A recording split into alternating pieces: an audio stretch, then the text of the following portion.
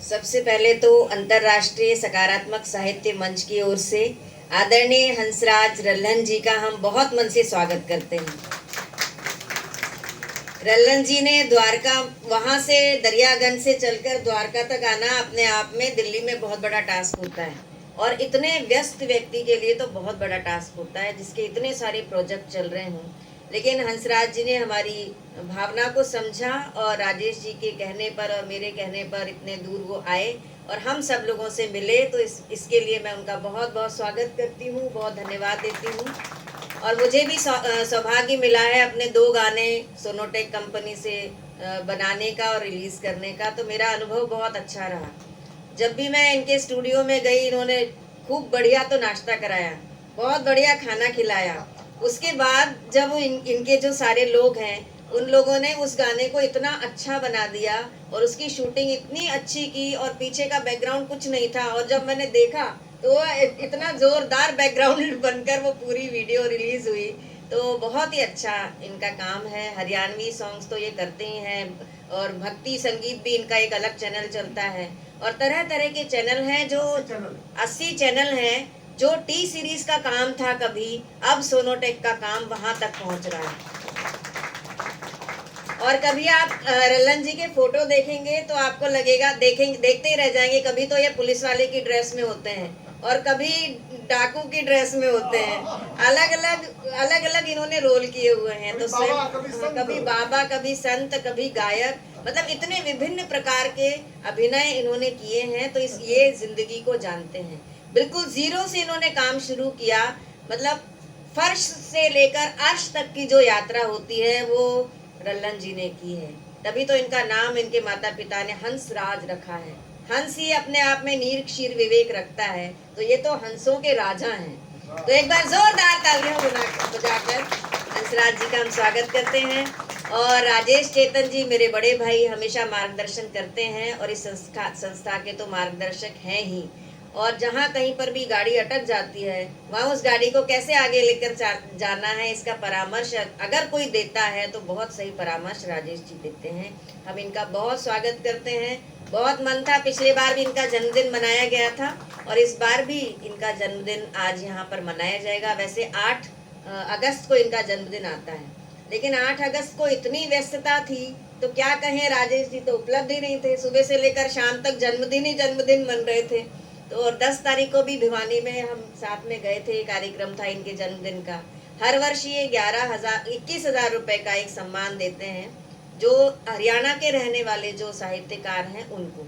तो उसके लिए एक बहुत बड़ा कवि सम्मेलन वहाँ आयोजित था, तो वहाँ पर भी मैं इनके साथ गई हुई थी। तो मैंने तभी बोला कि अपनी गोष्ठी 17 तारीख को करेंगे। तो इन्होंने सहर्ष स्वीकृति दी, और स्वीकृति तो क्या देनी, इन्हीं की संस्था है तो स्वीकृति तो देनी ही पड़ेगी। पिछले साल हमारी संस्था ने जो जो काम किया है वो हमने वार्षिक उत्सव में बताया। हर महीने की तो काव्य गोष्ठी होती ही होती है, साथ में बहुत सारे प्रकल्प इस पूरे साल भर में हमने चलाए हैं। अभी नया साल प्रारंभ हुआ है संस्था का। पहला काम हमने किया एनके बगरोडिया स्कूल में, राजेश जी, एक कविता की कार्यशाला करना। और मुझे ऐसा लगता है कि जो भी कुछ ईश्वर ने हमें सिखाया है या हमारे गुरुओं ने हमें सिखाया है, हम अपने साथ ही लेकर चले जाएं तो उसका कोई अर्थ नहीं है। जो बच्चे हैं, सीखना चाहते हैं, अगर हमें थोड़ी बहुत भी जानकारी है, हमारी जानकारी उन तक पहुंचे तो बहुत अच्छा काम होता है। इसलिए एनके बगरोडिया स्कूल में जो भी बच्चे थे, लगभग 50-60 बच्चे थे, और आदरणीय माझी साहब और मिश्रा जी साथ में थे। दोहा, गजल और गीत, तीनों को लिखने की टेक्निक क्या है, उन बच्चों को एक सामान्य जानकारी उस कार्यशाला में दी गई। ऐसे ही हम बड़ों के लिए भी कार्यशाला आयोजित करना चाहेंगे, क्योंकि सारा ज्ञान तो सब में नहीं होता। कोई गजल जानता है, कोई गीत जानता है, कोई दोहा जानता है। तो जो जो जिसके विशेषज्ञ हैं उसका उन्हें हम आमंत्रित करके इस तरह की कार्यशालाएं आयोजित करेंगे। और म्यूजिक देने का काम तो रल्हन जी करेंगे। एक बार जोरदार तालियां बजा दीजिए। और विशेष धन्यवाद मैं देना चाहूंगी रंजना जी को। वो आकाशवाणी की बहुत बड़ी आर्टिस्ट हैं और हमारे निमंत्रण पर यहाँ पर आती हैं, और बहुत सुंदर इन्होंने जो गाया है वो स्वामी विवेकानंद जी द्वारा रचित वंदना, सरस्वती वंदना इन्होंने यहाँ गायन किया तो पूरे वातावरण में एक अलग ही आभा मंडल बन गया।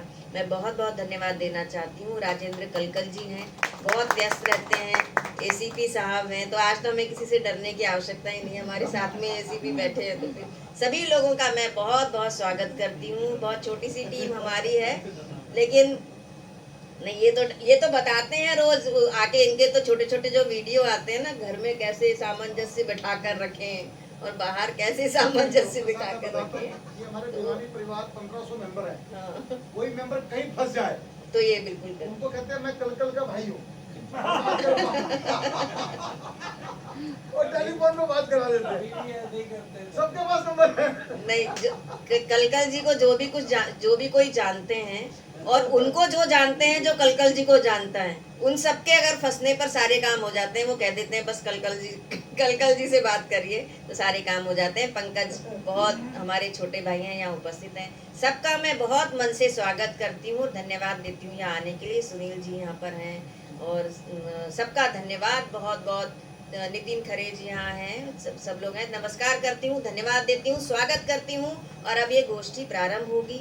सब लोग एक एक रचना हम सुनाएंगे, और आज समय हम चाहते हैं कि राजेश जी को पूरा समय मिले और हंसराज जी को अपने विचार व्यक्त करने के लिए पूरा समय मिले। हम ऐसे चाहते हैं जिससे कि ये पूरा एक कार्यक्रम एक फ्रूटफुल कार्यक्रम रहे। बहुत बहुत धन्यवाद, नमस्कार, जय हिंद, राम राम। जय हिंद।